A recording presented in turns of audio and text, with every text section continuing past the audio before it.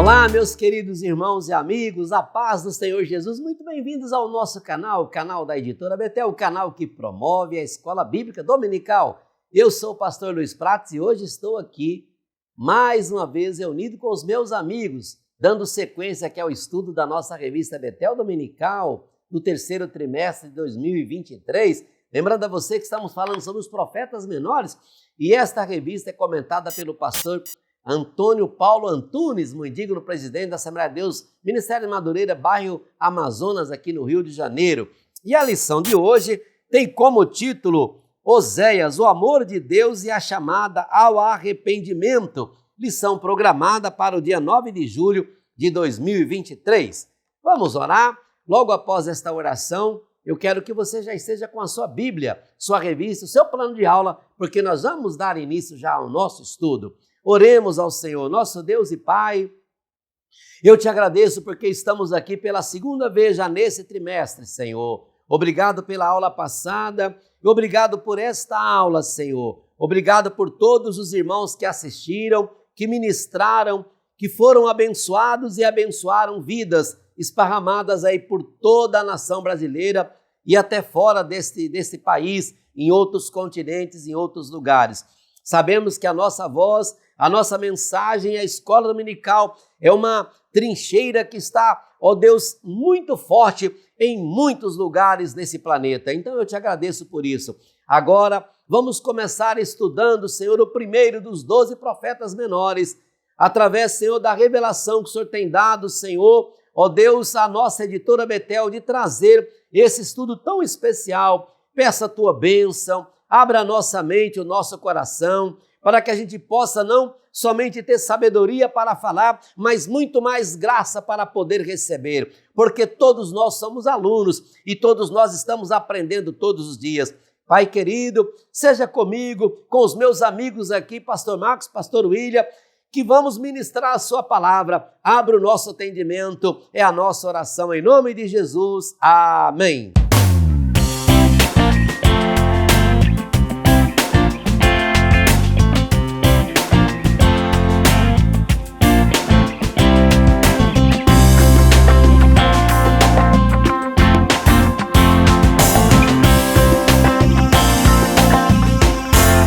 Meus irmãos, eu começo a nossa lição de hoje pelo título Oséias, o amor de Deus e a chamada ao arrependimento.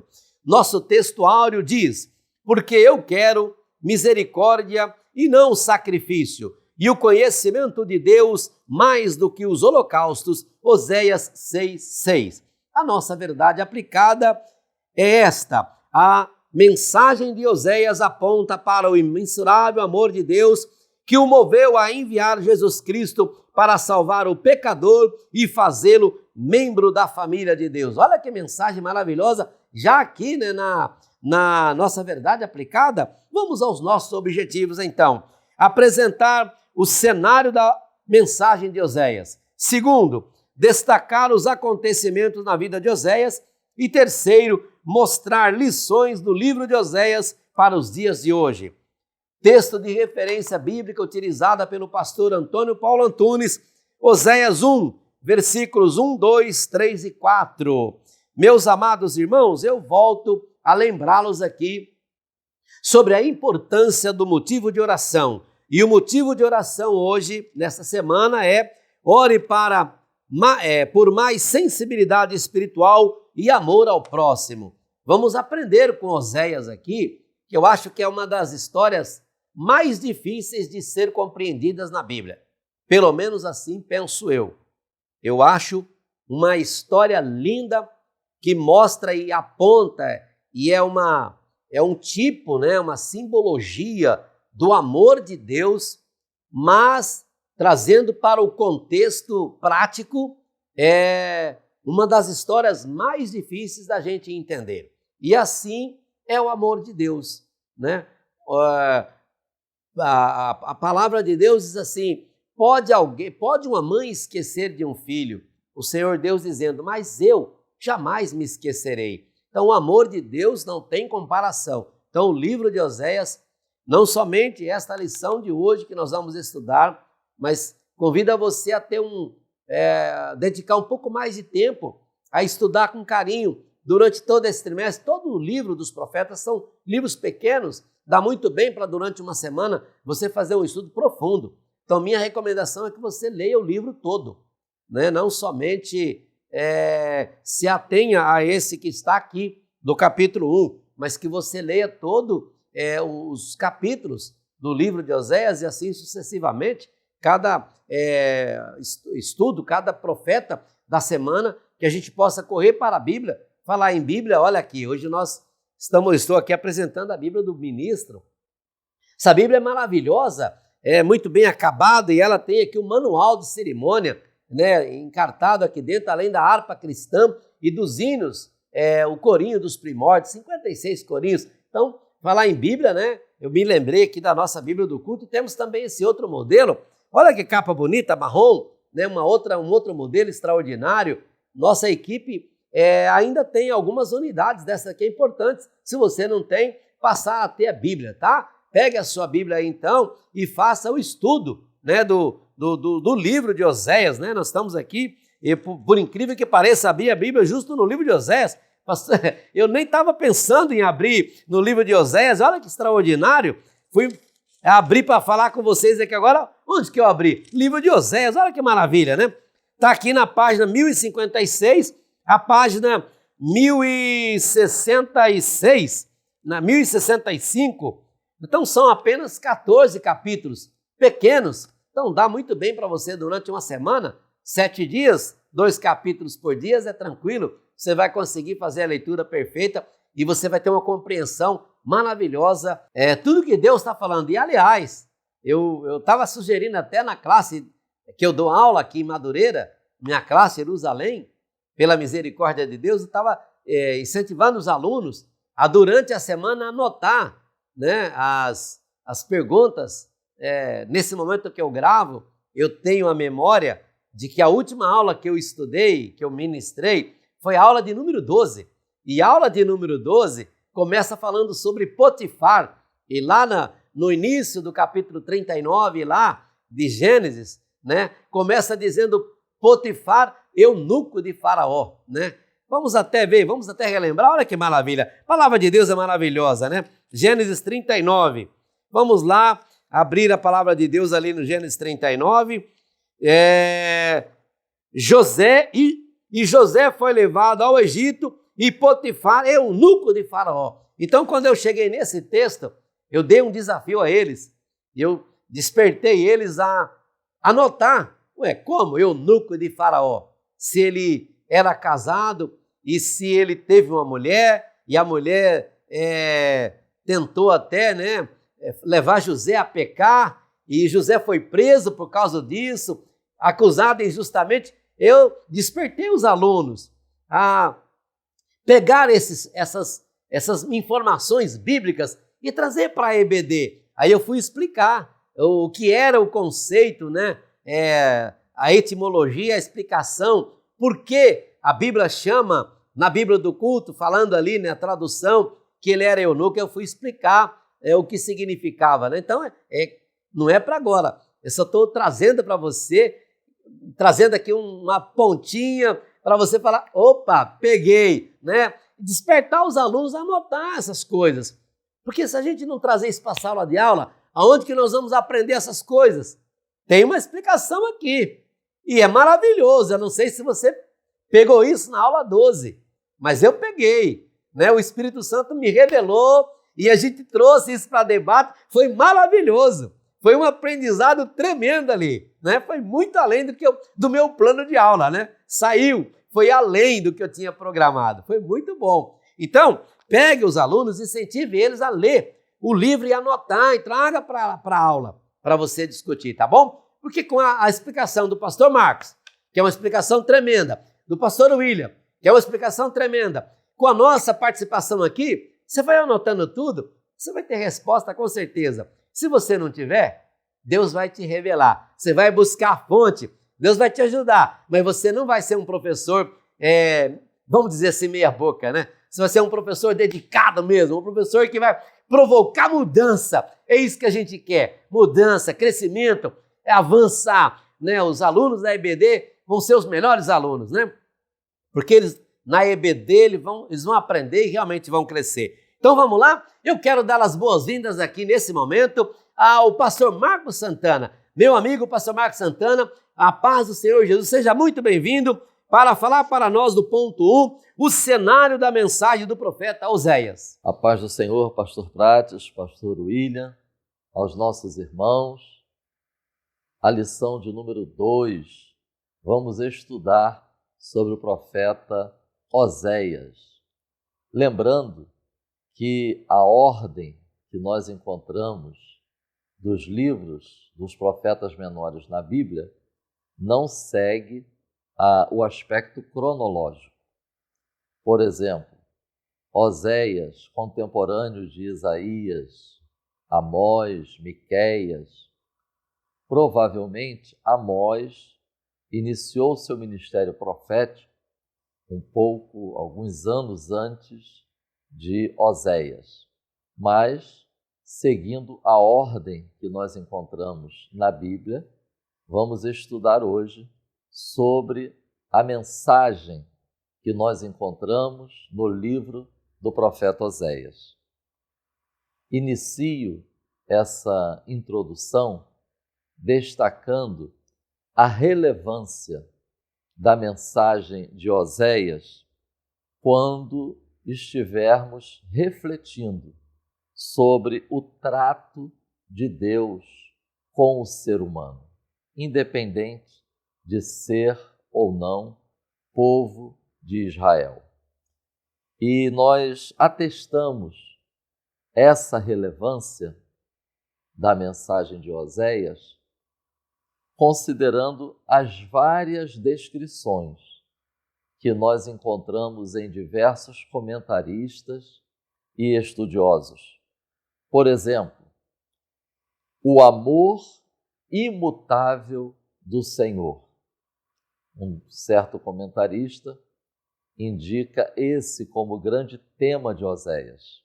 Um outro, Oséias, o primeiro pregador da graça de Deus. E um terceiro título, o amor de Deus por um povo pecador. Entre, evidentemente, tantos outros, podemos destacar estas duas expressões como enfatizando a mensagem de Oséias: amor e graça. Amor e graça estão presentes no trato de Deus com o ser humano. A verdade aplicada, ela diz, a mensagem de Oséias aponta para o imensurável amor de Deus, que o moveu a enviar Jesus Cristo para salvar o pecador e fazê-lo membro da família de Deus. Eu destaco estas três expressões: amor, ação e resultado. É um amor que que move Deus a agir. E como resultado, somos adotados por Deus. Isso nos remete a Efésios, capítulo 2, versículo 19, quando o apóstolo Paulo, ele diz: não somos mais estrangeiros, mas cidadãos que pertencem ao santo povo de Deus e membros da família dele. Notemos que esse aspecto de família, como resultado do amor e da ação divina, nos remete ao contexto de família, como encontramos na mensagem de Oséias. Segunda a Timóteo, capítulo 3, versículos 16 e 17, é um texto que nós podemos conectar neste estudo da mensagem de Oséias, considerando que o apóstolo Paulo, inspirado pelo Espírito Santo, ele enfatiza o valor das Escrituras para ensinar redarguir, corrigir e instruir. E podemos afirmar com certeza que o livro do profeta Oséias, ele faz parte destas escrituras citadas pelo apóstolo Paulo, considerando que a mensagem de Oséias, ela pode se resumir nessas três expressões: amor, juízo e esperança. Que o Senhor opere em cada um de nós, como descrito em Lucas, capítulo 24, versículo 45. O que Jesus Cristo fez com os seus discípulos. Abriu-lhes o entendimento para compreenderem as Escrituras. E como afirmamos antes, sabemos que as Escrituras, como mencionado por Jesus, também considerava o livro do profeta Oséias. E encerrando essa introdução, lembrando os reis de Judá e o rei de Israel, citados no primeiro versículo do livro do profeta Oséias, eu compartilho com os irmãos os textos bíblicos que mencionam um pouco da história destes reis, para os irmãos estarem lendo, porque isso muito vai contribuir para conhecermos o contexto histórico, político, religioso, social da mensagem de Oséias. Uzias, segundo livro dos Reis, capítulo 15, e segundo livro das Crônicas, capítulo 26, Jotão, segundo livro dos Reis, capítulo 15, segundo livro das Crônicas, 27, Acais, segundo livro dos Reis, 16, segundo livro das Crônicas, 28, Ezequias, segundo livro dos Reis, do capítulo 18 ao 20, e segundo livro das Crônicas, do capítulo 29 a 32. Estes reis foram reis de Judá, ou Reino do Sul. E Jeroboão II, segundo livro dos Reis, capítulo 14, 23 a 29, rei de Israel, ou rei do Reino do Norte. Sendo assim, tópico 1 da nossa lição, o cenário da mensagem do profeta Oséias. Eu compartilho este texto que nós encontramos na lição. O povo foi chamado ao arrependimento e a voltar-se para Deus. Subtópico 1.1. Conhecendo um pouco mais o profeta. Que homem é este que Deus chamou, vocacionou, capacitou e usou para chamar o povo ao arrependimento e a voltar-se para Deus? Que homem é este que Deus o usou de uma forma tão impactante, de uma forma tão diferente, para levar ao povo esta mensagem de chamada, de exortação, arrependimento e conversão? Oséias, o significado desse nome, ele salvou. É interessante nós notarmos que os nomes Josué e Jesus derivam-se da mesma raiz e significa a salvação do Senhor. O que a Bíblia diz sobre Oséias? Que ele era filho de Beeri. Eu estava lendo em alguns comentários, a citação do pai sinaliza a possibilidade de se tratar de uma família de destaque.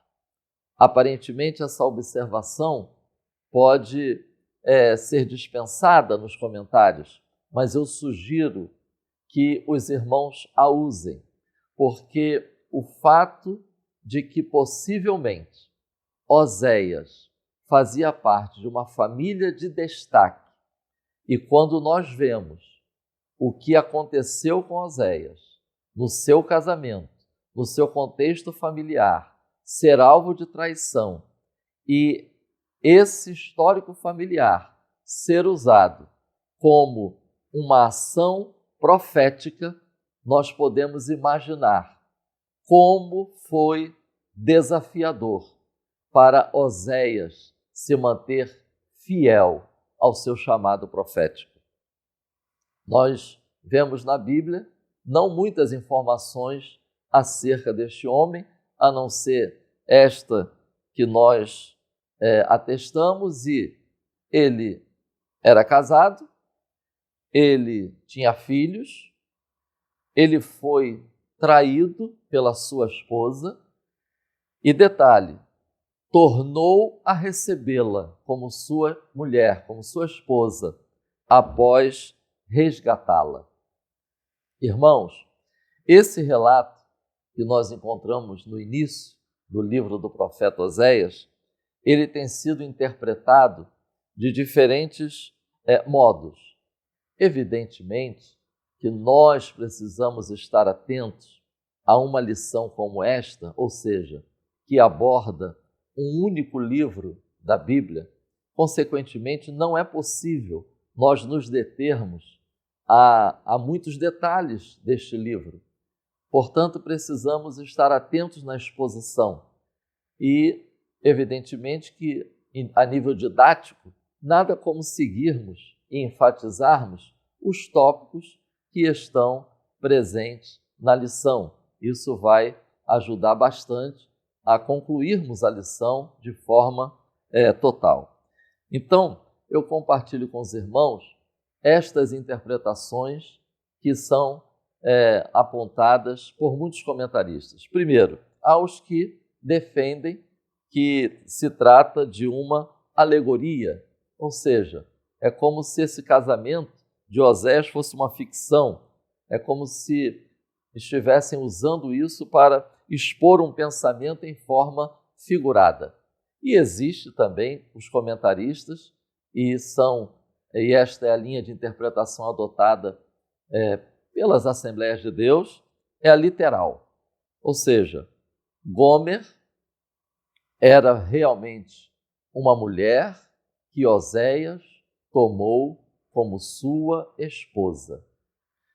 Dentro dessa interpretação literal, é possível que Gomer se prostituiu após o seu casamento ou que já era realmente uma prostituta e que Oséias a chamou, a recebeu, a tomou como sua esposa, não como um ato de prostituição, mas como alguém que sai da prostituição para recomeçar uma vida familiar. Um comentário sobre Oséias de 1961, da Casa Publicadora Batista, cita um texto da Revista Teológica de julho de 1959. E eu encerro esse subtópico 1.1 com a leitura desse texto.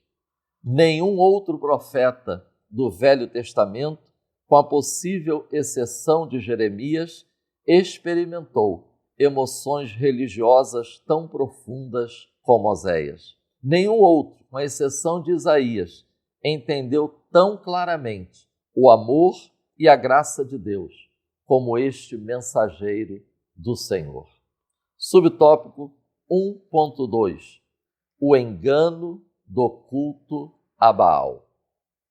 Eu compartilho esse texto que nós encontramos na lição. O conflito entre a adoração ao Deus de Israel e as práticas da religião cananeia, particularmente o culto a Baal. É sobre isto que o casamento de Oséias, a ordem de Deus a Oséias acerca do seu casamento, da sua família, aponta, é um ato profético para enfatizar este conflito da adoração ao Deus de Israel e às práticas da religião cananeia. Eu, quando estava estudando esse subtópico, veio à mente esta pergunta: como é possível o povo de Deus ter se voltado para o culto a Baal? Irmãos, tal postura, tal atitude não foi resultado de um dia para o outro, mas resultado de um processo. Eis aí uma tremenda lição que nós podemos extrair para os nossos dias. Hoje não é diferente. As coisas não acontecem de um dia para o outro, uma decadência espiritual, uma queda, mas é resultado de um processo. Vejamos rapidamente alguns passos, algumas fases desse processo de apostasia, de sincretismo religioso, de afastamento do Senhor, ao ponto que nós encontramos a situação do povo nos dias de Oséias. Lembremos-nos que, ao conquistar a terra de Canaã, o povo de Israel começou a conviver com os povos que já habitavam em Canaã, e povos esses que já professavam a fé em Baal. Baal era considerado o deus do clima, era considerada a divindade que controlava a agricultura, a fertilidade, as chuvas, a produtividade. Segundo, é importante lembrarmos que o povo de Israel, a partir dessa convivência, começou a compartilhar o culto a Jeová com o culto prestado a Baal. Livro de Juízes, capítulo 2, versículos 10 a 13. As famílias ofereciam cultos a Baal em nome de Jeová. Para outros povos, essa mistura, esse sincretismo era até normal, mas não quando nós vemos essa prática sendo adotada por um povo que pertence ao Senhor Jeová, ao Senhor Deus, porque Deus exige exclusividade. Lembremos-nos que mais tarde, Salomão, ao se casar com mulheres oriundas de diversas religiões, abriu as portas de Israel a todos os tipos de práticas religiosas. Podemos atestar isso no relato sobre Salomão no primeiro livro dos Reis. Também, um outro passo determinante é quando ocorreu a divisão do reino.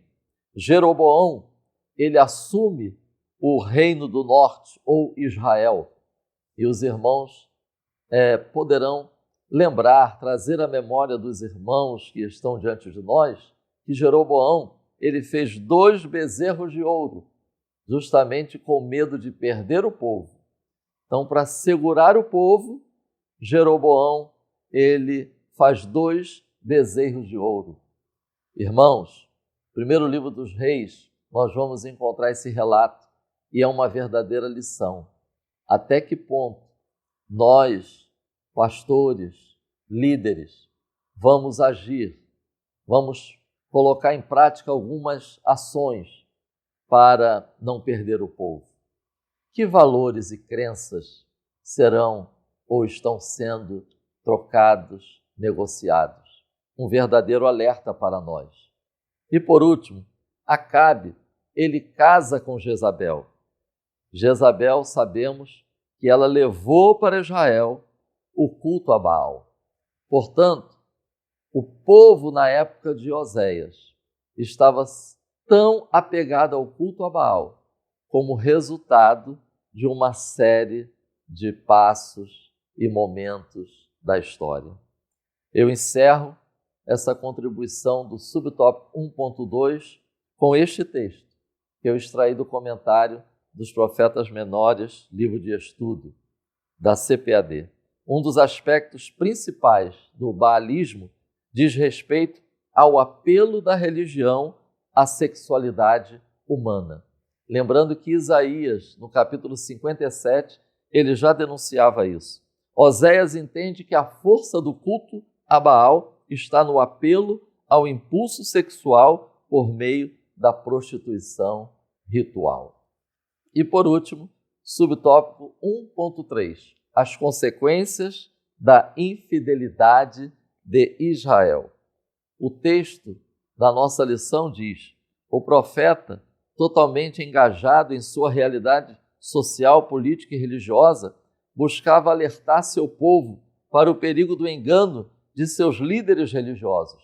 Por isso, sua mensagem foi uma dura crítica à sociedade, que usava a religião como pano de fundo para atender seus próprios interesses. Estejamos atentos a essas duas expressões, um alerta e uma crítica. Tal postura do povo, descrita nesse texto, resultou em, primeiro, uma religião rica em liturgia, mas pobre em teologia. Segundo, uma religiosidade, quando é praticada sem integridade, ela se torna uma prostituição espiritual, como vemos em Oséias, capítulo 5, versículo 4. E terceiro, o povo estava enganado a partir de uma avaliação equivocada do seu contexto histórico. E eu detalho um pouco esse equívoco a partir de uma percepção do contexto histórico, recorrendo ao segundo livro dos Reis, capítulo 14, versículos 23 a 29.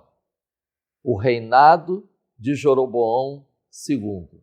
Irmãos, 41 anos, considerado o mais ilustre, de reinado mais longo e mais próspero do Reino do Norte. Um período favorável.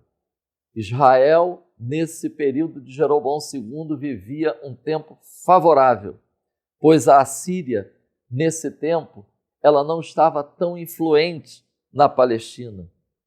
Contudo, o texto bíblico diz: fez o que parecia mal aos olhos do Senhor.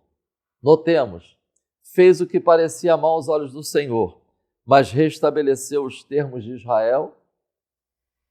Livramentos é o que encontramos no relato sobre ele, sucesso e reconquistas, poder, prosperou, proporcionou restauração política.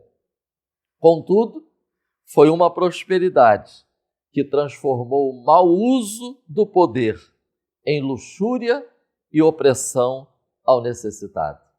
Quando eu estava lendo esse relato, me veio à mente o texto de Apocalipse, capítulo 3, versículos 14 a 22. Até hoje, as pessoas confundem prosperidade, sucesso, conquistas com aprovação divina. Nem sempre estes aspectos significam que Deus está aprovando.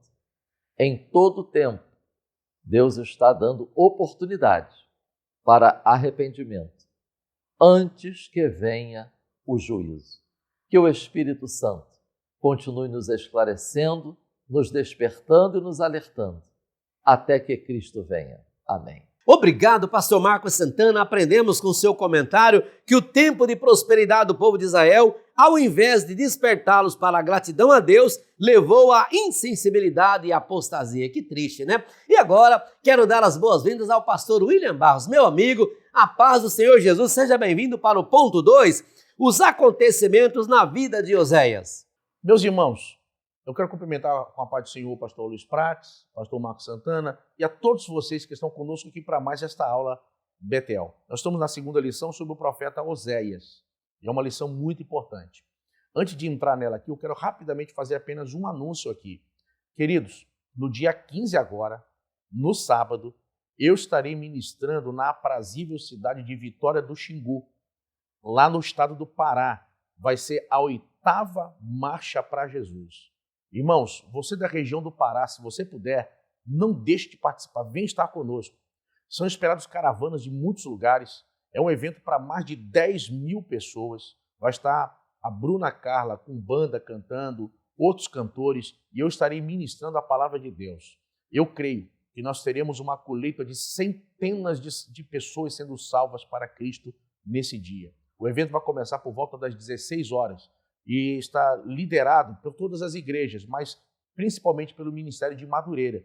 Então, venha estar conosco, eu garanto a você, Deus tem uma palavra para a sua vida, Deus tem um tempo de resposta para a nossa vida, para essa cidade. Eu estou indo com uma palavra de Deus para a sua vida. Então, vai lá, participa, vamos todo mundo para lá, você da região, e vamos lá proclamar Jesus. Jesus, morto e ressurreto, cujo túmulo está vazio. Então, em nome de Jesus, dia 15 agora, sábado, nós temos um encontro marcado lá. São milhares de pessoas, muitas caravanas, e eu tenho certeza que o nome do Senhor será glorificado. Meus irmãos, uma coisa que cada professor e aluno tem que ter em mente é que as lições a partir da lição 2, elas vão seguir uma espécie de padrão. Qual? Elas vão primeiro trazer no tópico primeiro, em geral, um fundo histórico, contextualizando o livro, mostrando o autor e etc., quando ele escreveu, alguns detalhes técnicos, e logo depois, nos tópicos 2 e 3, trazendo as aplicações da mensagem do livro e a aplicação para a nossa vida.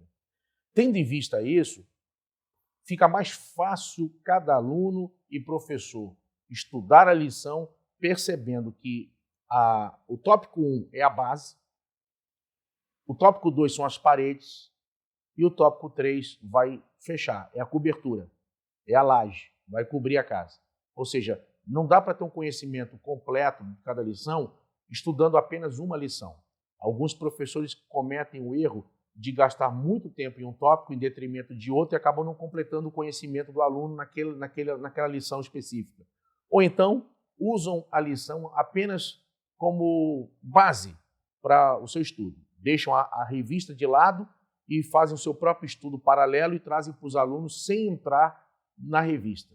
É um outro erro também que se comete e que acaba levando muitos alunos a não entender por que adquiriram a revista, já que o professor não usa a revista. Então, tem que ter cuidado com isso.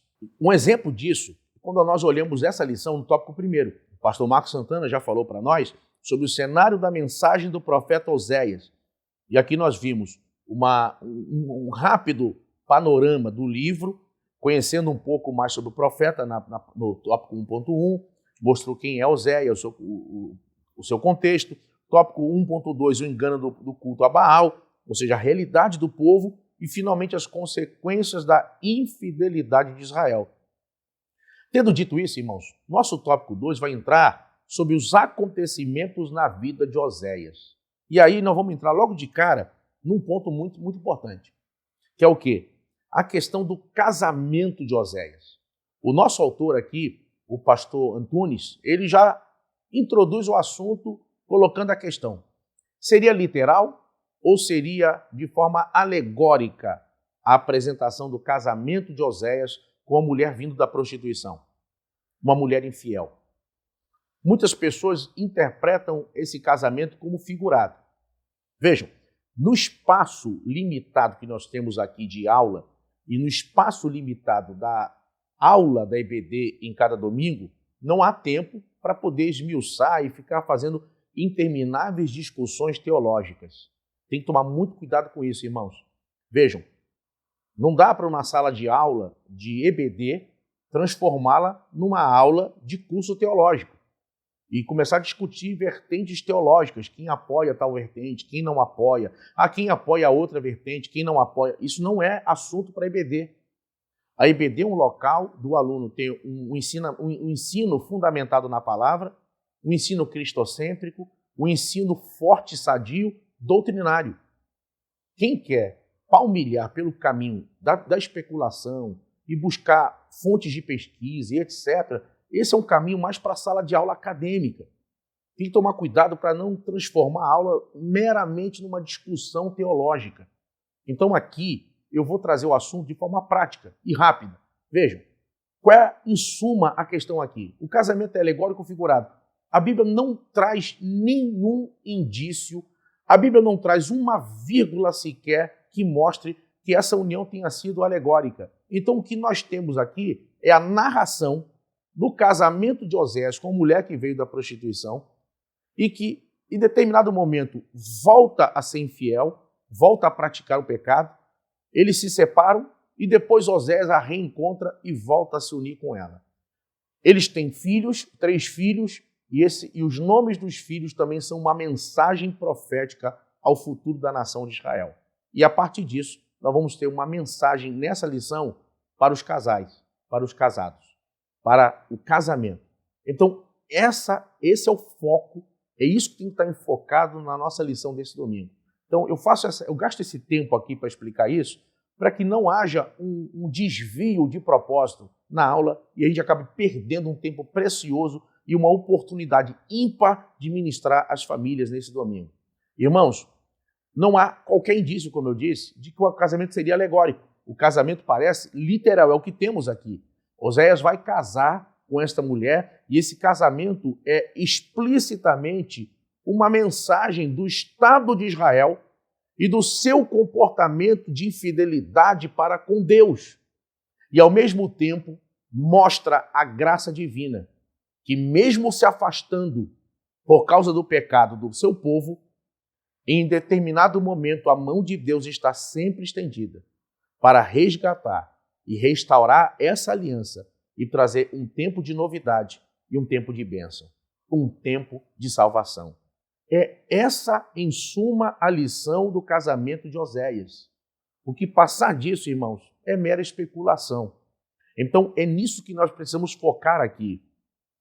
Oséias vai mostrar para nós aqui a graça divina, o amor imensurável de Deus, revelado no fato de Deus, assim como Oséias, se unir a alguém que não merece, se unir a alguém que está em pecado, buscar alguém de caráter duvidoso. Ou seja, o santo vai atrás do pecador. O Deus santo volta-se para a humanidade caída, lhe oferecendo uma aliança. Se houver arrependimento, se houver mudança, lhe oferecendo restauração. Vejam, aquele que foi traído, Deus, aquele que foi de forma injusta traído, mesmo com todas as bênçãos, com todos os benefícios, oferece ao infiel perdão, graça, misericórdia e restauração. Queridos, essa é a grande mensagem do livro de Oséias. E eu gostaria, nesse momento, de focar aqui em 2 pontos, ao longo desse tópico 2 aqui, trazer 2 lições principais em relação a isso. A primeira, tudo que o diabo faz quando uma pessoa está caída, tudo que o diabo busca quando uma pessoa está mal, é o quê? É o que ele fez com Judas. Não tem mais jeito para você, acabou, Deus não te ouve, suas orações não são ouvidas, Deus não quer saber de você, você vai para o inferno, acabe com tudo. Essa é a mensagem do diabo para o homem que cai, para o crente que desvia, para aquele que sai da presença de Deus. Quem sabe está assistindo essa aula agora, alguém que por alguma razão, por algum motivo, tenha saído da presença de Deus. Começou, quem sabe, saindo daquele departamento que você participava da igreja. Começou saindo lá da frente, começando a sentar lá atrás. Começou, depois disso, a diminuir a sua frequência nos cultos. E, por fim, diz que ia dar um tempo, que estava buscando outra igreja e não estava mais congregando em lugar nenhum. E, por fim, acabou voltando à prática do pecado. Se alguém que assiste essa aula agora caiu, se alguém que assiste essa aula agora está em trevas, caiu da graça de Deus, a oferta do livro de Oséias para você nessa aula é: eu ainda te amo, eu ainda quero ter uma aliança com você, eu ainda quero mostrar a minha graça a você, eu quero apagar todos os seus pecados, eu apago toda a sua infidelidade, Eu apago todos os seus erros e fracassos. Eu quero você de volta. Eu amo você. Oh, irmãos, a graça de Deus se mostra em que Cristo morreu por nós, sendo nós ainda pecadores. Olha que coisa tremenda. Nós não merecíamos, mas a sua graça, esse favor imerecido de Deus nos alcançou. Sabe, Deus mostra seu amor para conosco justamente nisso, em que Cristo morreu por nós, sendo nós ainda pecadores. Aleluia, louvado seja Deus.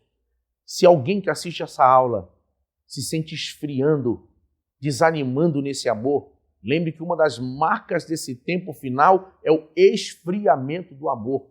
Que a mão de Deus nessa hora possa tocar em você. Que você possa agora parar um momento e refletir em que temperatura está seu amor, em que temperatura está seu cristianismo. Sabe, perdeu o ânimo de estar na igreja, perdeu a alegria o alegrime quando me disseram vamos à casa do Senhor. Sabe, não ora mais, não lê a palavra, não sente mais prazer no evangelismo, não ganha mais almas. Eu quero lembrar você de onde Deus tirou você. Eu quero lembrar você como Deus te trouxe até aqui, os livramentos. Gente que assiste essa aula que não era nem para estar vivo. Deus fechou a tua sepultura para você assistir essa aula hoje. Você está aqui vivo pela misericórdia divina. Não caia. Aprenda com a lição, ainda dá tempo. Sabe, volta a praticar as primeiras obras. Volte-se para Deus com o coração contrito, quebrantado. A mão de Deus está estendida nesse momento para você. E, finalmente, eu trago uma mensagem aqui aos casais. A lição termina, o meu tópico 2 aqui, mostrando justamente uma advertência para os casais. Meus irmãos, nós vivemos hoje um tempo de ataque ferrenho do inimigo como nunca se viu contra o casamento, contra a união, contra a construção familiar, contra a identidade da família. Irmão, que a Bíblia seja o nosso norte, que a palavra de Deus molde os nossos relacionamentos, sabe? Que possamos cumprir os nossos papéis dentro do plano que Deus estabeleceu para cada um de nós. Se você for chamado para ser marido, a Bíblia manda o marido amar a esposa, como Cristo amou a igreja. Liderar a esposa não é subjugá-la, dominá-la. Liderar é proteger. Liderar é guiar, é estar junto, ombro a ombro, proteger, dar apoio, dar suporte emocional, estar junto, participar, conviver, viver junto, sabe? Ao mesmo tempo, a Bíblia fala do papel da mulher. A Bíblia manda que a mulher se sujeite, como o homem a cabeça, como Cristo é a cabeça do corpo que é a igreja, sabe? Agora imagine uma mulher aceitar a liderança de alguém que está pronto para morrer por ela, de alguém que a ama e a honra e jamais a desrespeita. É uma relação totalmente diferente da ideia de domínio, de cabresto, a ideia de machismo. É uma ideia totalmente contrária a isso. A ideia bíblica é de uma família, de um casal que anda juntos e não o homem na frente, de pessoas que se sentem alegres pela realização um do outro, de pessoas que se satisfazem um no outro, sentem alegria de ver o outro crescer, produzir.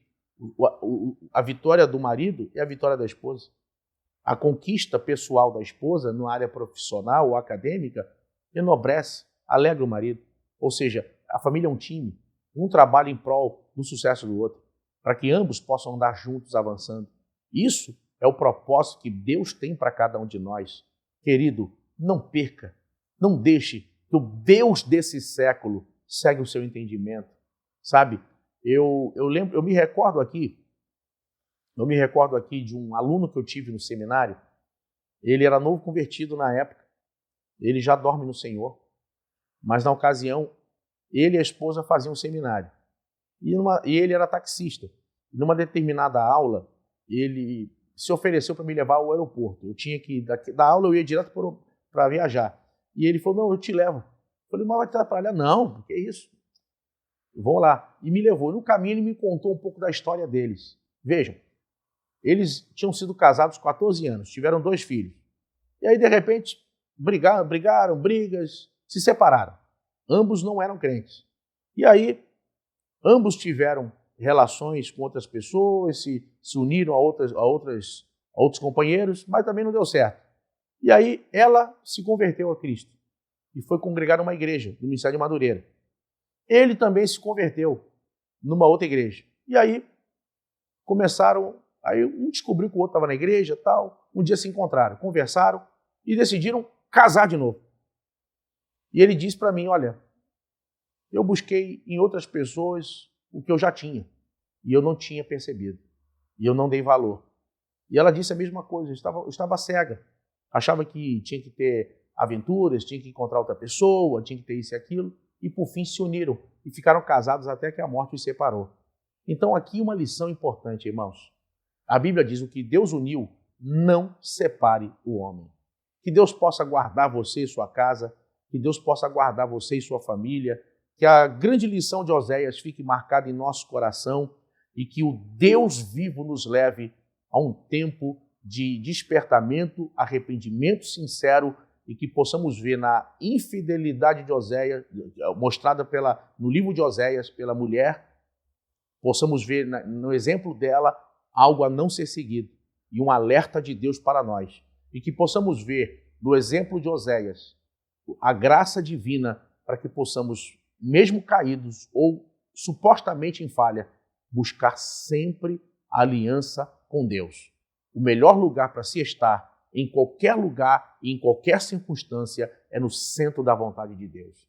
Que Deus te abençoe, em nome de Jesus. Obrigado, pastor William Barros. Com o seu comentário, nós aprendemos que o Senhor ama com fidelidade o seu povo, mesmo quando o seu povo se torna infiel.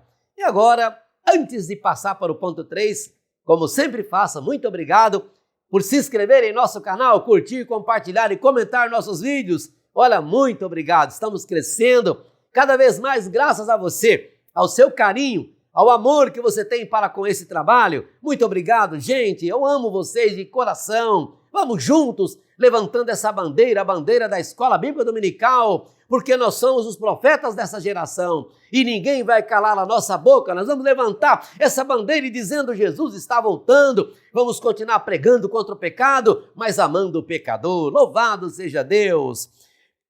O ponto 3, Oséias para os dias de hoje. Será que tem alguma aplicação para os dias de hoje?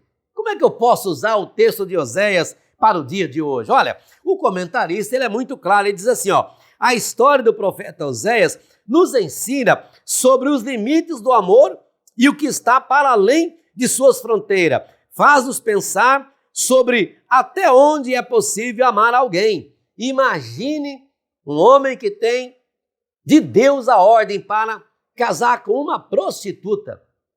Olha que coisa tremenda.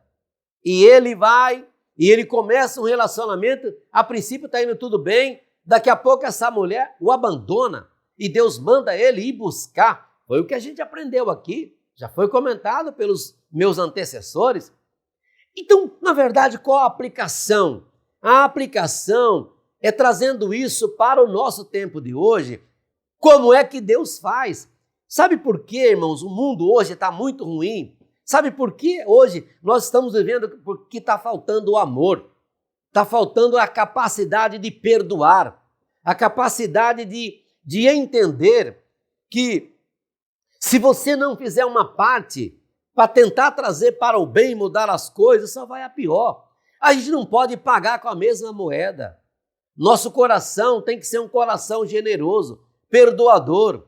Nosso coração não é um coração que faz de conta que o pecado não existe. Não quer dizer que você não está sofrendo uma dor de uma traição. A mensagem de Deus aplicada para nós hoje, usando como Oséias como referência, é mostrar que é evidente que Deus não vai nos levar a esse ponto. Não é uma prática todos os dias acontecer isso. Mas isso daí é o ápice, é o limite aonde Oséias chegou e onde Deus mandou ele ir lá e trazer, e buscar, e perdoar. Então Deus está nos ensinando que na igreja nós temos que ter esse mesmo conceito de amar as pessoas, entender as pessoas, perdoar as pessoas E quando alguém escapa, volta, é olhar que isso na Bíblia não está de bobeira na palavra de Deus. E qual deve ser a posição da igreja? Sempre estender a mão, sempre acolher, perdoar e dar uma segunda chance. A pessoa não aproveitou, voltou para o lamaçal de novo, orar e buscar trazer de volta. A mensagem que Deus está dizendo para nós é esta, aplicando Oséias para o dia de hoje. Por que você desistiu dessa ovelha que vai e volta, parece que nunca firma na igreja? Por que você quer desistir desse casamento cheio de altos e baixos? Por que você quer desistir? Você é um homem de Deus? Você é uma mulher de Deus? A palavra de Deus está em você? Quem sabe Deus não te escolheu justamente para viver esse tempo? Tem coisas, irmãos, que a gente sofre porque a gente causa. Somos os causadores. Mas tem coisa que nós não somos os causadores. Nós somos inseridos no meio do rolo, do processo, para mudar alguma coisa. Então você tem que ter entendimento disso. Você está sofrendo porque vacilou?